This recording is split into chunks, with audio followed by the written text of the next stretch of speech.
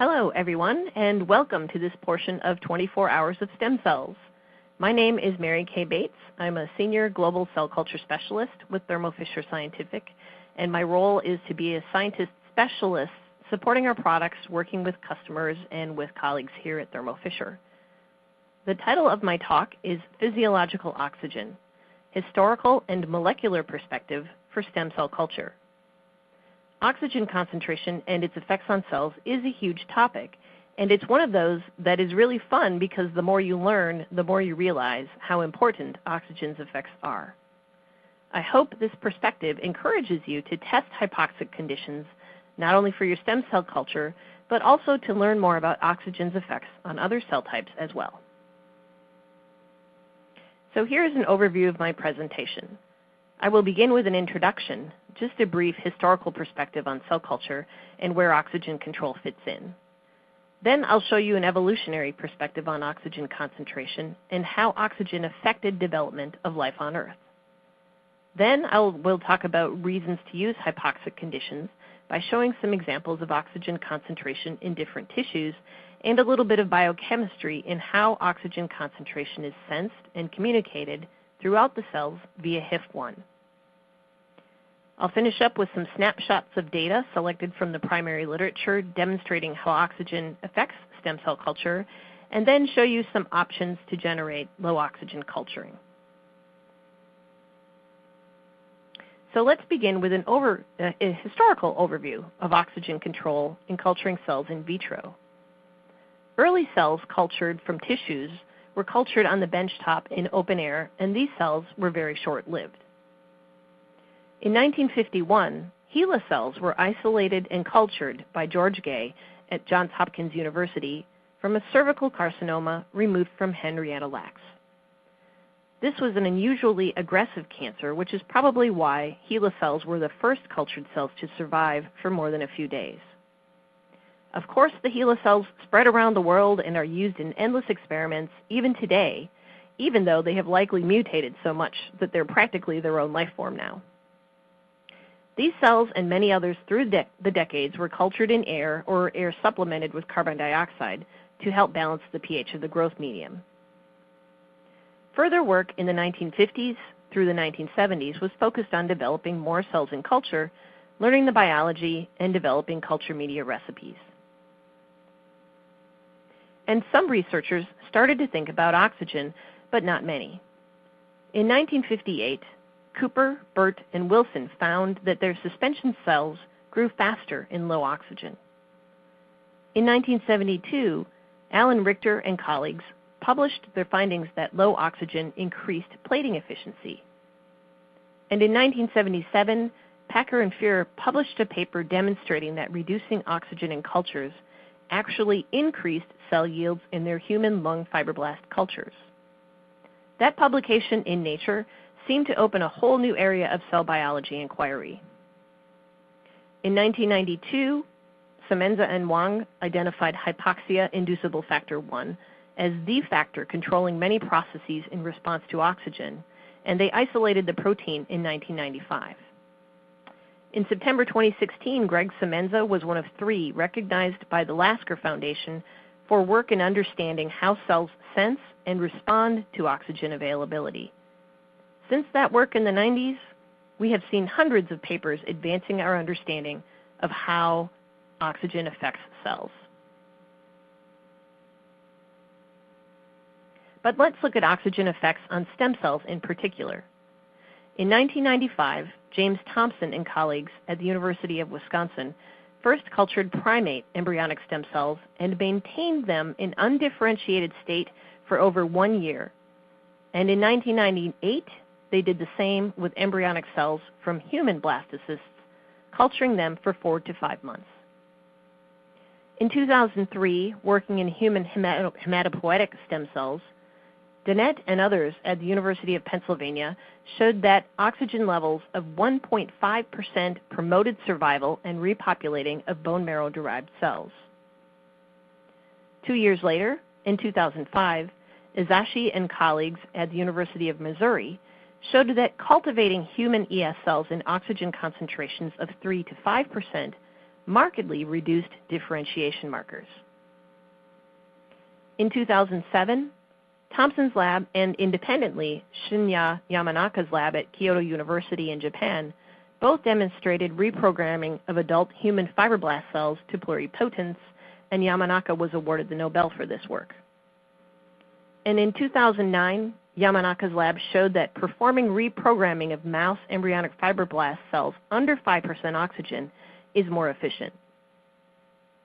Taken together, these papers show that hypoxic culturing of stem cells between 1.5% and 5% will promote survival of the cell line, promote reprogramming of somatic cells to pluripotent cells, and prevent differentiation over many months.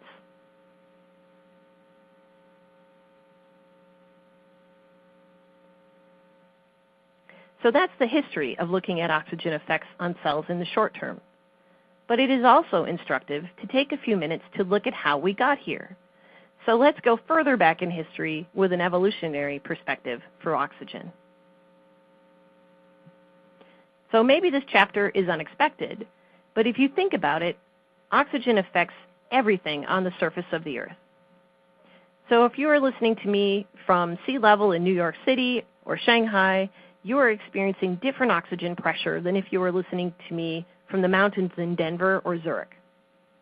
And it turns out that oxygen levels played a major role in the evolution of life on Earth. So step back with me 4 billion years ago when primitive life began here. There was very little oxygen, and the first organisms mainly used methane as an energy source. Then, if we jump ahead to 3 billion years ago, cyanobacteria, also known as blue-green algae, appeared, and they began to perform photosynthesis. So they converted light energy and stored it as high-energy biochemicals, releasing oxygen as a byproduct, which gradually over the next billion years built up in the atmosphere. At the same time, levels of atmospheric methane decreased substantially, along with the presence of methanogenic organisms. As oxygen built up, it began to influence life forms. At first, oxygen was toxic to many life forms, and they adapted ways to detoxify it. The concentration of oxygen continued to increase in parallel with life form adaptation to deal with it until about 500 million years ago. Oxygen concentrations in the atmosphere have been pretty stable since then. So about 500 million years ago, eukaryotes appeared, and as we know, we, along with other eukaryotes, are dependent upon oxygen for life, and so the evolution of eukaryotes continued along with mechanisms to detoxify oxygen. And as the atmospheric oxygen levels increased, so did organismal complexity. So evolution occurred in response to and along with oxygen. This resulted in complex respiratory and circulatory systems to carry oxygen throughout the organism, as oxygen served as a terminal electron acceptor. Using oxygen as a terminal electron acceptor allowed energy storage as high-energy phosphates in the form of ATP. And so, ultimately, oxygen allowed the development of more complex organisms, including vertebrates.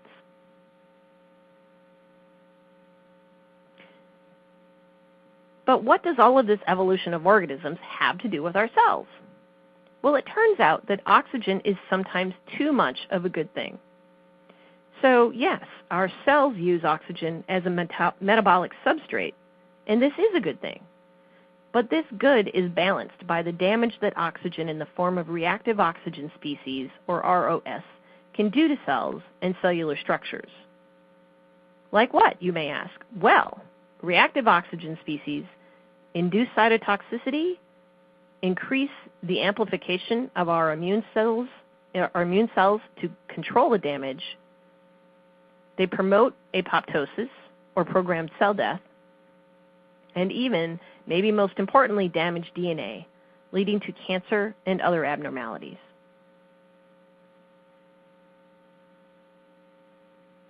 So let's get into some more concrete in vivo examples of why we might use different oxygen concentrations for our cultured stem cells. So if I'm advocating culturing under low oxygen, you may be wondering, can I be more specific as to what level of oxygen to use? Well, the challenge there is that oxygen concentrations vary widely in tissues, and so I'm going to show you some examples. The oxygen in our atmosphere, the air we breathe, is between 20 and 21%, depending on where you are with regard to sea level. But in our tissues, the concentrations vary quite a lot, mostly with regard to how close the tissues are to the lungs or to arterial blood. Then within the solid tissues, there are microenvironments for cells, depending on how close they are to oxygenated blood in the capillaries. So in the lungs, oxygen is 14%. In the arteries, a little lower at 12%. And as you get into the solid tissues, the liver, heart, and kidneys vary between 4 and 12%, again, mainly depending on how close the individual cells are to a capillary, because oxygen does not diffuse very well. In the brain, oxygen can be very low as 0.5%, but as high as 7%, and that actually correlates with the amount of brain activity occurring. In the eyes and bone marrow, we also see a gradient from 1 to 5%. So if you think about it, many cells in our bodies exist in oxygen concentrations that are similar to those that existed on Earth about 1 billion years ago, including in the stem cell niche. So let me zoom in on the brain for a minute, just as one example. In the brain, oxygen concentrations are very tightly regulated. Consider, you would not want reactive oxygen damage in the brain. Now, I'm quoting a different paper here than on the previous slide, so they put the range from a low of about 0.5% up to as high as 8%. But the average is very tightly regulated in the human brain, from 3.2 to 4.4%. As I said earlier, those levels depend on the distance from arterial blood. Of course, the brain is really very highly metabolically active. If you think about it, when the brain is injured and blood vessels are broken and bleeding, that means oxygen transport to the cells is disrupted. So that can really mess with brain activity. And in fact, we find that brain tumors, as well as other solid tumors, by the way, are generally very hypoxic, which carries implications for solid tumor research and therapy, but that's the basis for another talk. And as you might imagine, oxygen levels determine embryonic development. In the uterus, oxygen levels are very low, and oxygen regulates key development in the placenta, vascular system, skeleton, nervous system, and more. In recognizing this, in vitro fertilization facilities now culture embryos in 3 to 5% oxygen as standard procedures. So you can see the implication here that stem cells should be cultured in similar conditions.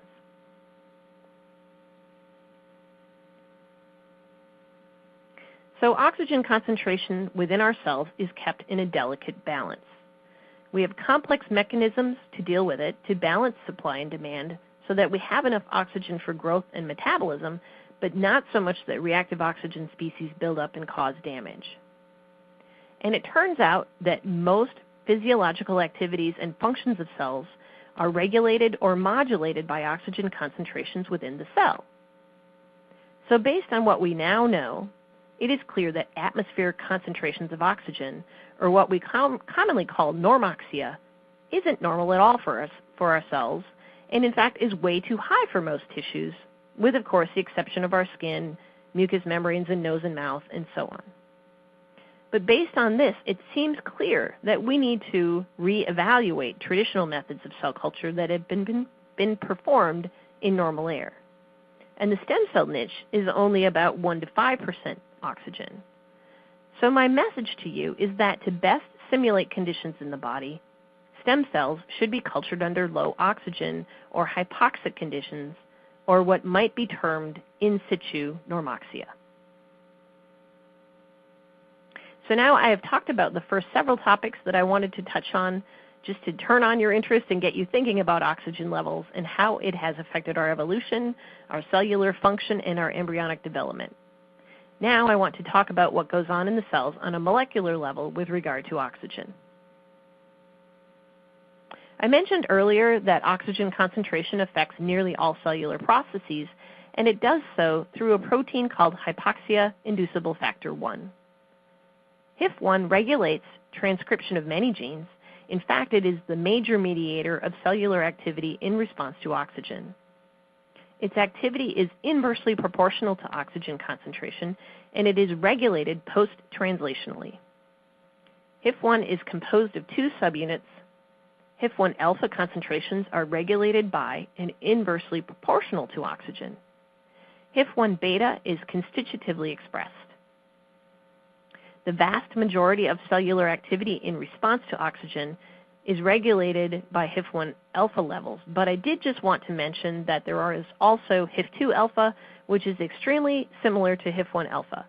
It shares the same type of regulation and also forms a heterodimer with HIF1 beta, but the dimer with HIF2 alpha has different gene targets.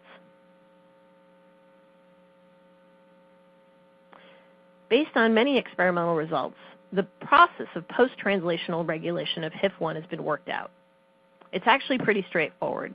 So I want to show you a model of how oxygen concentration regulates HIF1 when oxygen concentration is high. So here we see in high oxygen concentration, that high oxygen causes hydroxylation of HIF1 alpha by PHD, or prolyl hydroxylase domain protein 2, which is a direct oxygen sensor.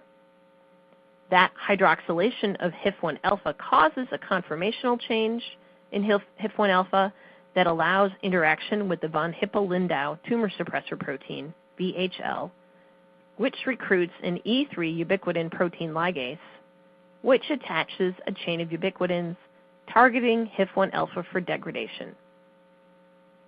As a result of low HIF1 levels in high oxygen, P53, the cell cycle regulator and tumor suppressor protein, is de-repressed, which can lead to cellular differentiation or apoptosis.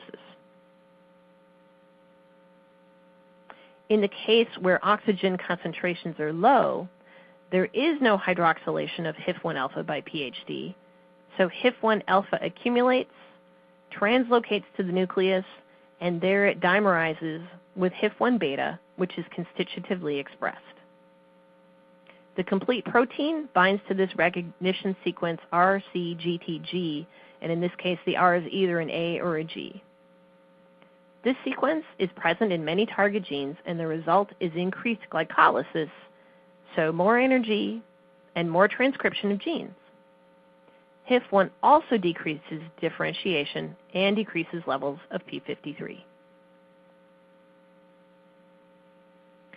So as I have mentioned, HIF1 regulates most genes in the cell. The binding site is present on many, many genes, and binding of HIF1 activates transcription into RNA.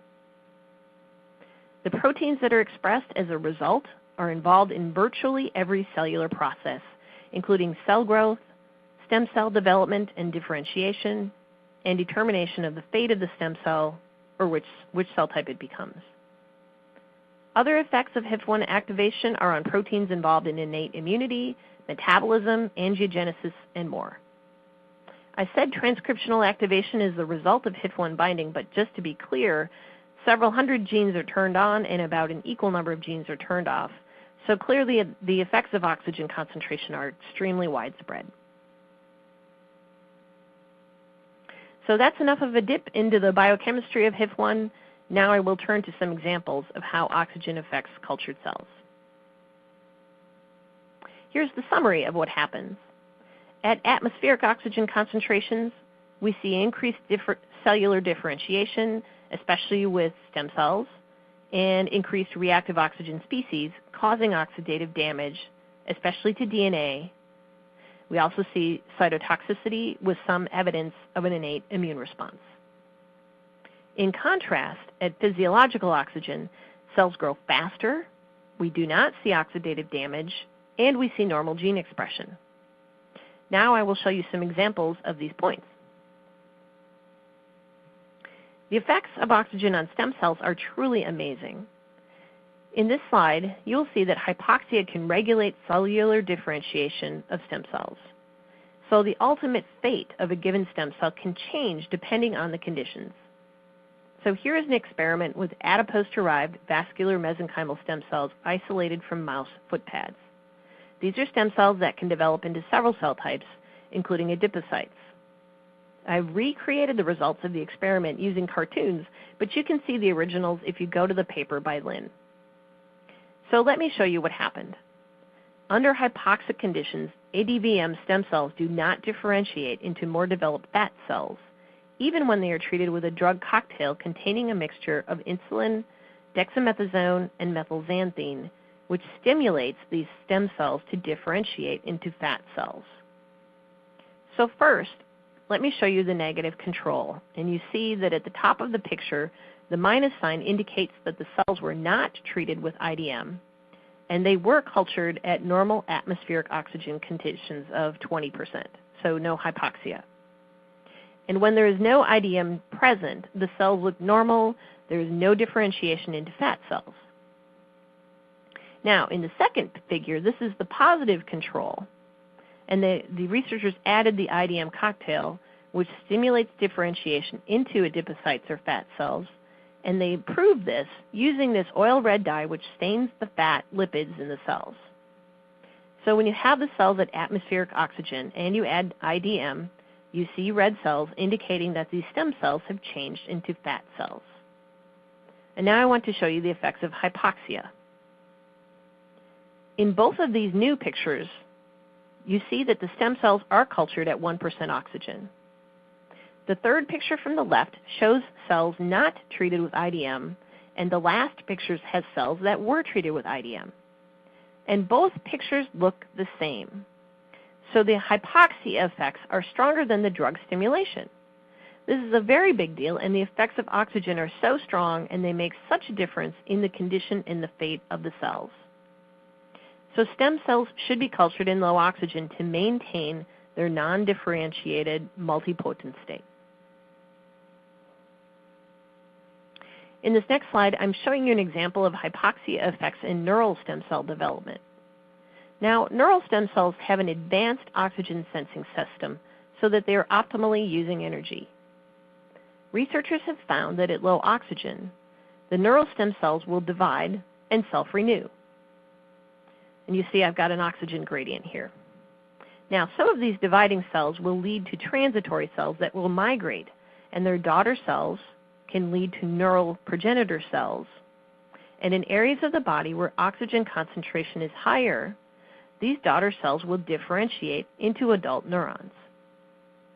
Now, there are other cellular factors and signals that are also involved, but a major player is oxygen.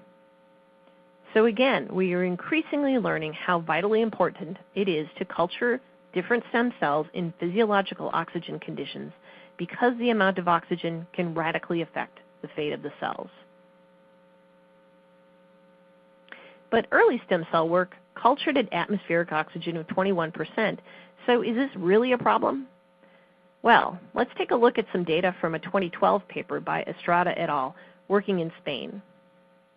Predicting some of the exciting work we are now seeing in cell therapy, this group points out that human mesenchymal stem cells can only be harvested in very small numbers, and so must be expanded for cell therapy in vitro.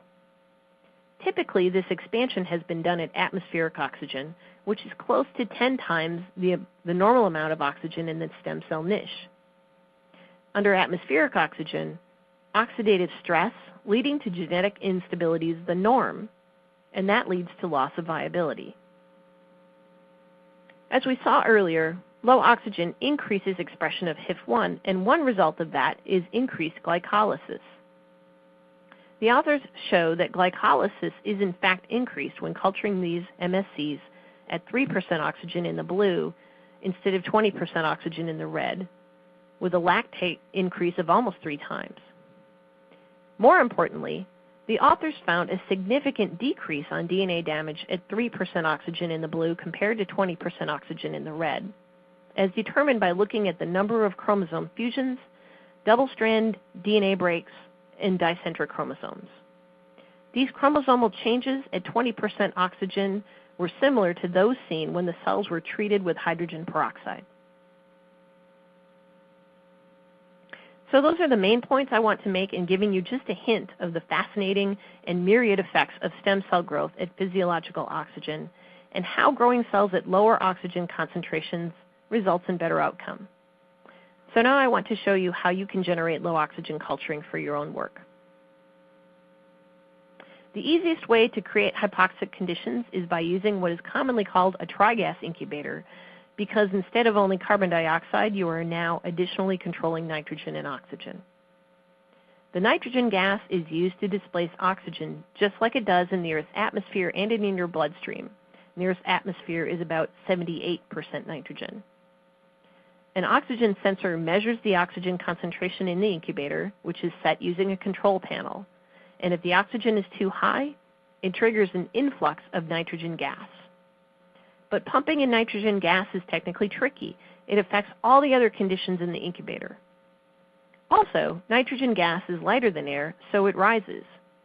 Conversely, CO2 gas is heavier than air, so it sinks. With this understanding, you can see that active air circulation is the only way to ensure your cells are experiencing uniform oxygen, nitrogen, and CO2 concentrations throughout the incubator chamber. And this is especially critical for multipotent and pluripotent stem cells, which can change their fate depending on the oxygen concentration. Now, Thermo Scientific CO2 incubators have been manufactured for more than 60 years under the Forma and Harris-Cell models, and we've been making trigas incubators since 1979. With such a history, you can see that we have extensive collaborations with cell culturists around the world, and this experience means that we believe you should have choices to match your incubator model to fit the needs of your lab. You can choose from water-jacketed or direct heat models with a selection of technologies and sizes. Our newest incubators for cutting-edge culturing offer Thermo Scientific Thrive active airflow circulation, new CO2 sensor designs, outstanding uniformity and recovery, high relative humidity to prevent evaporation, validated sterilization cycles, and more. In summary, this was a wide-ranging talk, but what I'd like you to remember is that oxygen concentrations in the Earth's atmosphere increased over evolutionary time, affecting vertebrate development. We saw that oxygen as a metabolic substrate, or terminal electron acceptor, is offset by the damage done by reactive oxygen species. And most cellular activities and functions are regulated by oxygen. This is true for all cell types, but for stem cells, oxygen controls cell growth and differentiation, glycolysis, genetic stability, and more. Oxygen concentrations in the body vary widely, but all areas have much lower oxygen than in the Earth's atmosphere, and the stem cell niche is about 1 to 5% oxygen. Hypoxia-Inducible factor 1 and its control of transcription is the major mediator of cells' reactions to oxygen. And when culturing stem cells, using hypoxia conditions results in faster cell growth and higher survival, lower stress, less terminal differentiation, so better maintenance of pluripotency, and higher efficiency of reprogramming. So in conclusion, I want to encourage you to consider culturing your stem cells under low oxygen. If you go to our website at thermofisher.com/CO2, you can find many technical brochures, articles, and application notes, and including kind of a review article that includes most of the references that I used in this talk. Thank you for your attention. I hope you enjoy the rest of this year's 24 Hours of Stem Cells presentation.